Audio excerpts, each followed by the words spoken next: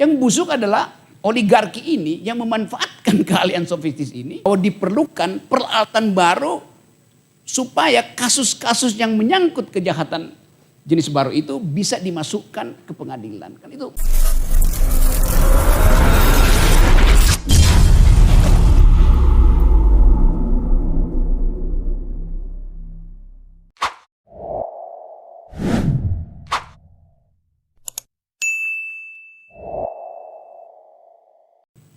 Sekarang kita latihan lagi ya, sambil saya terangkan supaya kita asah critical nalar kita ya. Nanti kita terangkan belakangan apa artinya logika, dialektika, dan coba kita lihat kasus lain ya.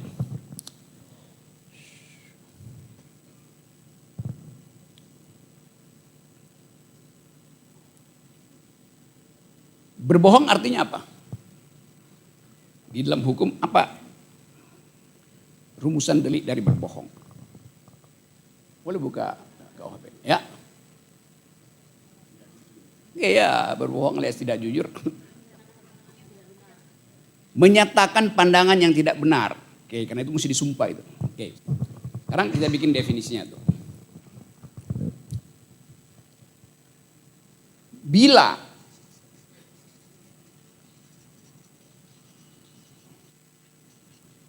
berbohong berarti menyatakan yang tidak benar, maka tidak berbohong berarti alias jujur berarti menyatakan yang benar.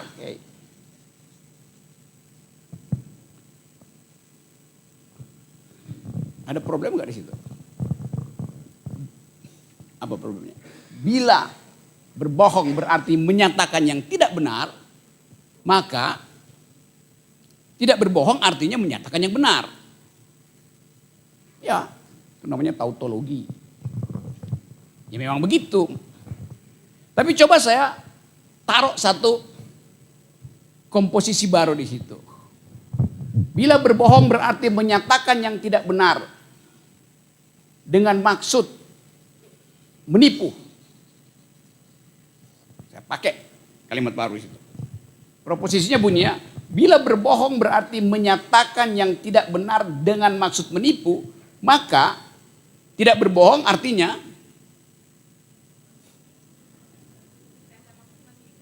apa coba? Artinya menyampaikan yang benar dengan maksud tidak menipu.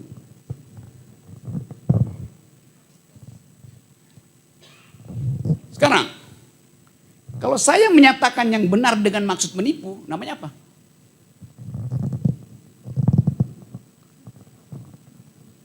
Saya menyatakan yang benar dengan maksud menipu itu. Boleh nggak begitu? Boleh. Dalam hukum perdata kan dibolehkan kan? Menyatakan yang benar dengan maksud menipu. Coba. Bila berbohong menyatakan yang tidak benar dengan maksud menipu. Sekarang proposisi pertama saya ganti lagi. Berbohong artinya menyatakan yang tidak benar tidak dengan maksud menipu.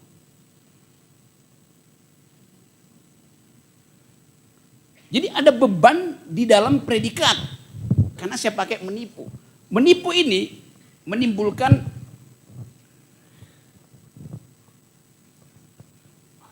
potensi untuk pergi pada delik, menipu. Tapi kalau cuma berbohong, kenapa mesti kena delik?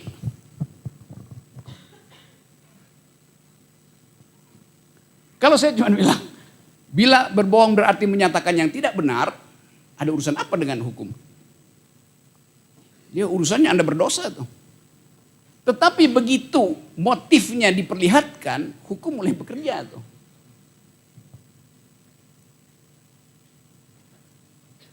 Tetapi secara logis kemudian ada problem. Kalau saya menyatakan yang tidak benar tidak dengan maksud menipu. Bagaimana ya peristiwa itu dianalisis? Saya menyatakan yang tidak benar, memang, tapi tidak dengan maksud menipu. Bisa bayangin gak tuh? Satu kondisi saya menyatakan yang tidak benar, tapi bukan dengan maksud menipu. Ya, ya saya memberi misinformasi, oke itu kata lainnya begitu. Ada nggak di dalam keadaan tertentu potensi menemukan orang yang menyatakan tidak benar tapi bukan dengan maksud menipu? Oke, coba cerita sedikit. Yes.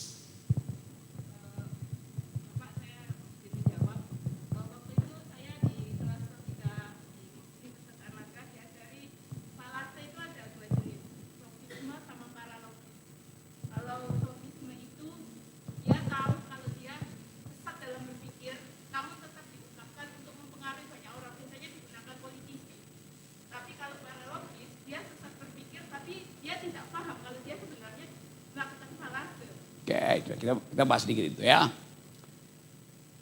Ini istilah juga yang mesti kita cari akarnya. Tuh. Kalau ada orang yang berbohong demi memperoleh keuntungan material, menyesatkan opini publik, dianggap kalian adalah kalangan sofis. Kan begitu kan? Benar. Kalangan sofis. Jadi dibencilah orang-orang sofis ini.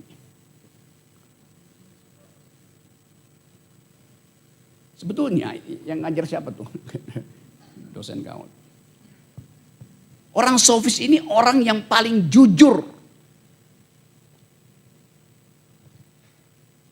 Pada waktu perang Peloponnesia, Athena itu tanah-tanahnya dikuasai oleh raja. Tanah rakyat diambil. Rakyat tidak mampu untuk datang before the law untuk duel argumen. Maka dia dibantu oleh kalangan sofis tadi. Jadi kalangan sofis ini sebetulnya adalah paralegal. Jadi kenapa mesti dibandingkan dengan paralegal? Wah dia sendiri paralegal tuh. Kalangan sofis ini kan kayak anak LBH aja tuh. Kalangan sofis itu. Karena ada peristiwa historis. Tanah dikuasai oleh raja-raja yang menang perang, diambil tanah rakyat itu. Sama yang terjadi di Indonesia. Lalu timbul golongan yang membantu orang miskin untuk masuk perkara di pengadilan. Pro bono tuh. Dapat poin itu ya. Belakangan orang kaya juga ingin dapat tanah lebih, maka dia sewa lagi sih kaum sofis ini. Jadi ada dua pengertian. Di awal sofistis itu adalah naluri untuk membela keadilan. Belakangan dia berbisnis dengan para maklar tanah. Jadi mesti lengkap. Jangan asal tuduh bahwa sofistis itu adalah orang-orang busuk. Di awal dia begitu. Yang busuk adalah oligarki ini yang memanfaatkan keahlian sofistis ini. Dan si sofistis itu bilang, oke, Anda mau punya ingin dapat legal opinion saya, bayar gitu. Itu transaksi biasa. Sama seperti anak LBH kalau sudah selesai, ya udah dia buka kantor hukum kan. Jadi ada kata-kata yang kalau kita nggak lihat sistem berpikir di dalamnya, lalu kita anggap bahwa itu busuk buruk tuh. Kaum sofis itu di awal adalah kaum yang berpikir logis dan demi keadilan dan kebenaran dia nggak mau dibayar, ya. Itu poinnya itu. Tadi sampai di mana ya? Kenapa kita masuk ke situ tadi? Oke. Apa tadi?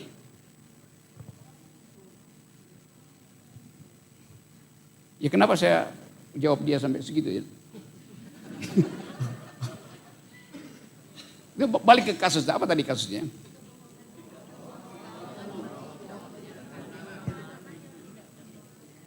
Oh, saya minta contoh kan? Contoh, oke. Jadi ada keadaan di mana seseorang menyatakan kebohongan tapi tidak dengan maksud menipu. Jadi dia deklarasikan sesuatu tanpa motif. Dapat poin itu? Sekarang nanti kita hubungkan soal ini. Saya balik dulu pada square one tadi itu.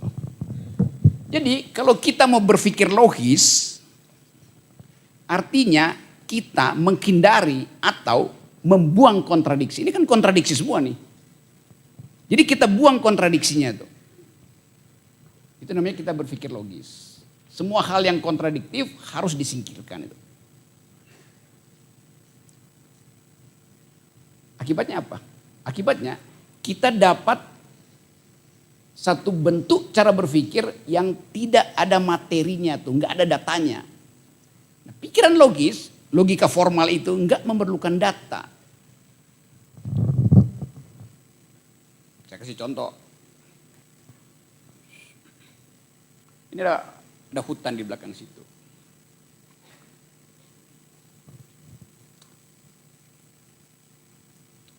Ada pohon namanya Ficus benjamina.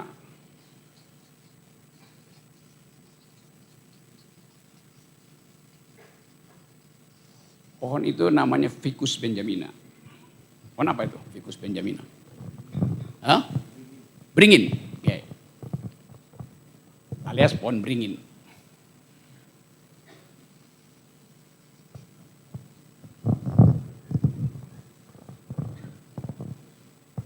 Ficus benjamina, pohon beringin. Kalau saya bilang, itu bukan pohon, itu sungai. Siapa yang mau debat?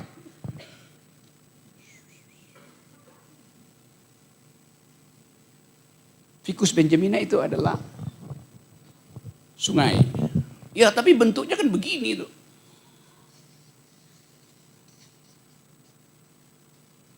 Mana ada sungai bentuk begini? Ada genderuwonya lagi di situ. Kalau saya bilang itu sungai, saya mesti pertahankan argumen saya secara logis. Anda nggak perlu pertahankan argumen Anda. Karena nomenklatur dari Ficus benjamica adalah pohon. Saya mau lawan nomenklatur itu. Bagaimana caranya kira-kira? Kalau saya bilang, dalil saya itu adalah sungai, bukan pohon. Peralatan apa yang mesti saya sodorkan supaya Anda yakin bahwa itu memang pohon. Bahwa itu memang sungai itu. Yang pertama tentu kita bongkar dulu definisi sungai. Apa sih sungai itu? Kan begitu kan? Presuposisinya kita bongkar dulu tuh. Kalau Anda sebut sungai, emang apa yang namanya sungai?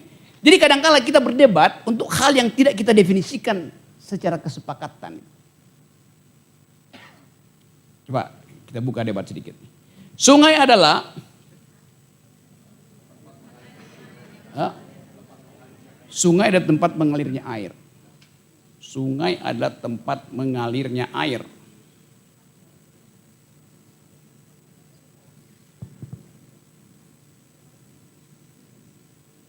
Jadi ada dua unsur, ada tempat, ada air, gitu.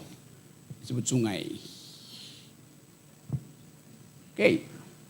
Tempat mengalirnya air namanya sungai. Oke, setuju nggak?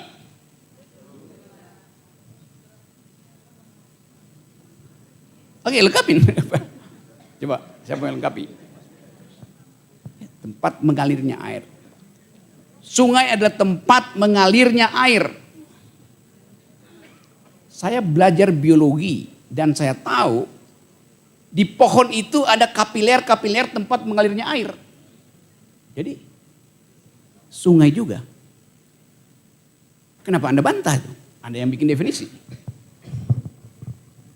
Dapatnya poin itu. Tetapi orang nggak akan pakai dalil saya di depan pengadilan. Karena saya tebang pohon, maka saya dilaporkan menebang pohon. Oke, bagaimana kalau saya bilang enggak? Saya mengalirkan kembali sungai yang macet. Dalil saya dalil. Di mana Buka KUHP nggak ada.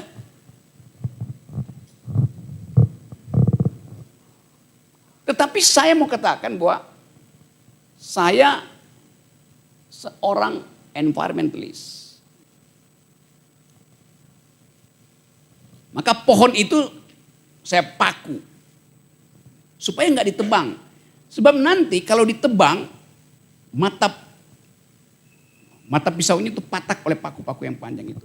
Dan pecahannya itu bisa nyampe ke situ. Lalu saya bilang saya mau menyelamatkan sungai. Terjadi problem logika di situ. Saya mau menyelamatkan sungai.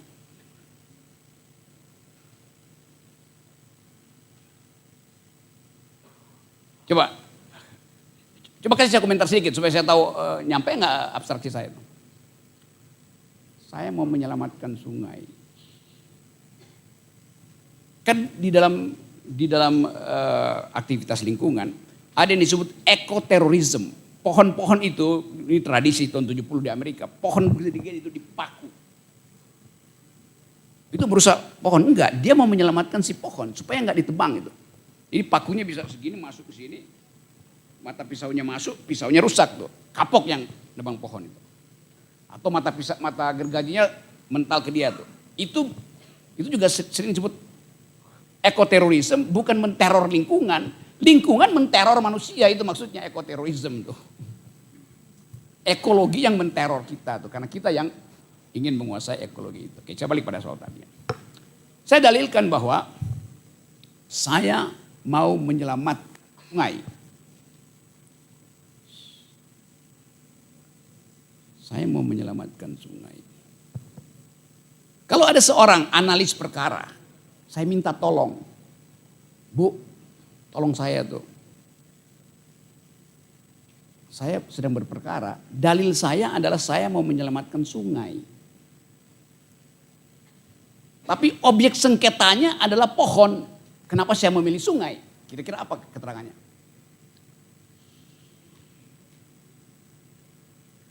Saya minta Anda bela saya gitu. Sebab kalau pakai pohon ada aturan bahwa ya boleh, pohon boleh ditebang, sungai nggak boleh. Maka saya pakai metafor, saya mau menyelamatkan sungai loh. Misalnya nih di Megamendung, ada aturan bahwa nebang pohon itu boleh, ada undang kehutanan. Tetapi merusak sungai nggak boleh. Nah kalau saya datang dengan dalil menebang pohon, saya kalah di pengadilan tuh. Yang menang si oligarki itu. Tapi saya mau putar logikanya tuh. Saya mau menyelamatkan sungai, bukan menyelamatkan pohon. Saya mau argumentasikan ke depan hakim, tentu hakim yang udah lulus sekolah MA ya. Saya mau menyelamatkan pohon. Apa kira-kira pembelaan para APP? Ya. Karena tadi di awal itu dikatakan bahwa sungai itu tempat mengalirnya air. Sementara kan juga tadi sempat dikatakan oleh Bapak bahwa di pohon itu ada kapilier tempat mengalirnya air. Jadi itu yang bisa dijadikan argumentasi bahwa kita menyelamatkan sungai. Ya, jadi saya mau menangkan definisi yang saya dalilkan, kan begitu kan? Lalu saya minta seorang ahli biologi menerangkan bahwa kapiler itu untuk menarik air dari akar dengan bantuan matahari. Karena ada panas, airnya naik, malam hari oksigen yang dikumpulkan pagi hari dipakai buat pembentukan makanan. Namanya fotosintesis. Kan begitu kan? Kelebihannya jadi embun. Besok pagi dia turun lagi ke akar. Nah kita mau terangkan itu sebagai subjek hukum baru. Bahwa pohon itu dia punya sirkulasi hidup sendiri. Maka dia mesti dianggap sebagai subjek hukum sempurna. Sama seperti manusia. Bedanya pohon itu nggak bisa jalan ke depan pengadilan untuk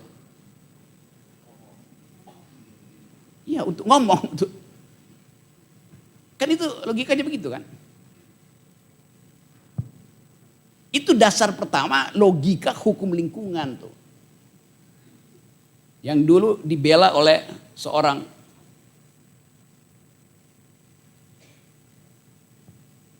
dosen filsafat hukum di Arizona. namanya Christopher Stone. Dia pakai logika itu.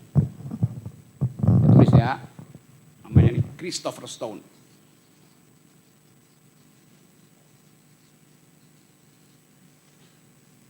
Dia nggak nulis buku, dia cuma nulis paper kecil untuk didalilkan ke depan pengadilan. Judul papernya, Should Trees Have Standing?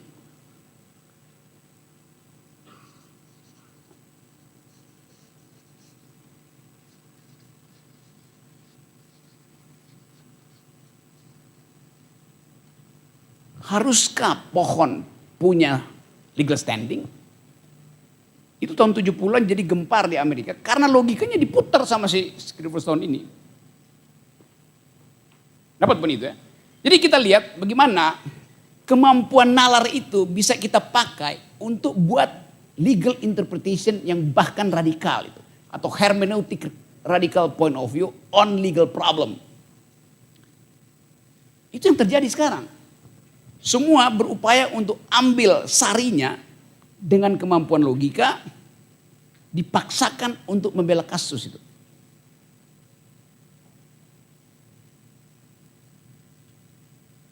Kan itu bagian juga dari mata kuliah namanya penafsiran hukum kan. Atau hermeneutika hukum kalau dalam filsafat hukum. Sekarang masalahnya, kalian muda, masih baru fresh, ngerti tentang ekologi, ngerti tentang soal-soal lingkungan. Guru-guru kalian itu nggak ngerti itu karena mereka belum datang, belum tiba mengerti problem itu hari ini. Jadi dia akan ngotot dengan prinsip-prinsip bahwa subjek hukum itu adalah apa yang dirumuskan di dalam pasal-pasal itu. Pohon baru masuk subjek hukum tahun-tahun 80-an, 90-an. Sama seperti perempuan juga bukan subjek hukum dari awal. Kan Anda objek hukum bukan subjek hukum. Jadi kita pakai peralatan logika itu untuk mendadarkan argumentasi bahwa diperlukan peralatan baru supaya kasus-kasus yang menyangkut kejahatan jenis baru itu bisa dimasukkan ke pengadilan. Kan itu maksudnya begitu tuh. Kendati tidak ada hukumnya yang mengatur. Tetapi nalar bisa dipakai sebagai pembanding supaya dimungkinkan ada argumentasi hukum di depan hakim.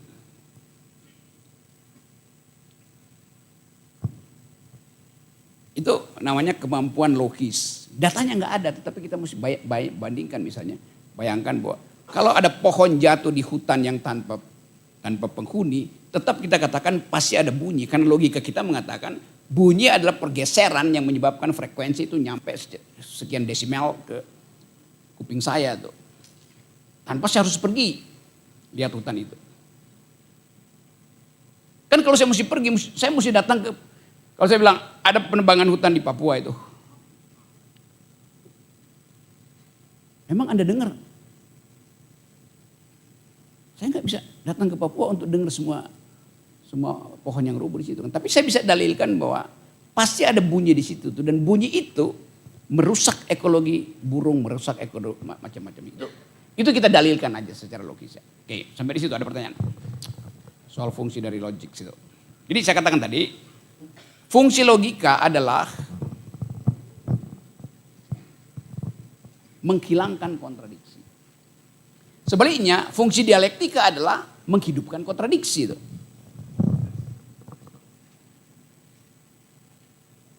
Dapat poinnya ya? Nanti kita cari kasus lagi tuh. Tapi oke, saya break bentar. Siapa yang mau ajukan kasus? Yes. Oke ya. Baik teman-teman sekalian, tadi poin yang terakhir itu ya, fungsi logika itu menghilangkan kontradiksi, sementara dialektika itu selalu menghadirkan kontradiksi. Ya, jadi karena logika itu kita pastikan untuk mendapatkan saripati ya, daripada kebenaran yang mau kita dapatkan, kita buang jauh-jauh itu kontradiksinya. Kontradiksi ini begini misalnya, teman-teman sekarang mau jadi APP, ya harapannya nanti ikut tes hakim lulus. Ya. Tapi banyak kali kontradiksi-kontradiksinya. Kontradiksi-kontradiksinya misalnya gitu kan. Orang tua minta kalian untuk meneruskan bisnis keluarga. Lalu ada kontradiksi-kontradiksi lainnya, misalnya pacar nih mesti ditinggal nih. Kalau kalian nanti jadi hakim dan seterusnya. Problem-problem itu harus dihilangkan. Sehingga kemudian kalian tentu saja patuh pada keinginan kalian untuk menjadi APP dan kemudian lulus menjadi hakim itu. Jadi itu yang dibilang kontradiksi, dibersihkan dulu segala kontradiksinya. Ya, pilihan-pilihan pun juga demikian. Kadang-kadang kita mendapatkan pilihan-pilihan yang mungkin saja kita pikir itu yang kita senangi, tapi apakah itu yang tepat juga kita nggak bisa menakarnya. Yang mampu menakarnya itu menggunakan logika. Logika yang kita gunakan, lalu kemudian kita hilangkan kontradiksi-kontradiksi, maka kita akan nanti mendapatkan saripati itu. Ya. Lalu kemudian dialektika itu memang senangnya untuk mendapatkan kontradiksi. Ya. Pak Rocky belum panjang untuk menerangkan tentang kontradiksi. Kontradiksi itu penting untuk dihadirkan agar selalu adanya perdebatan, agar selalu kita mendapatkan pengetahuan baru yang mampu menguji alam pikiran atau ide-ide yang awalnya itu menjadi ide yang dianggap sempurna. Ya, tapi ternyata sebetulnya ketika ada kontradiksi yang dihantamkan di situ lalu melahirkan sebuah ide-ide baru yang seperti itu. Teman-teman pelan-pelan ini memang materi logika ya. Materi logika itu perlu logika juga untuk berpikir. Sementara kalian dari pagi tadi ada yang teman-teman harus melakukan kegiatan-kegiatan fisik, tapi it's okay. Pagi tadi juga saya lari 10 kilo ya, dan mata saya masih tetap selalu ya mata saya tetap melek untuk itu ya. Setiap hari kalau nggak harus pagi-pagi saya di sini datang ya. Jadi saya pasti lari.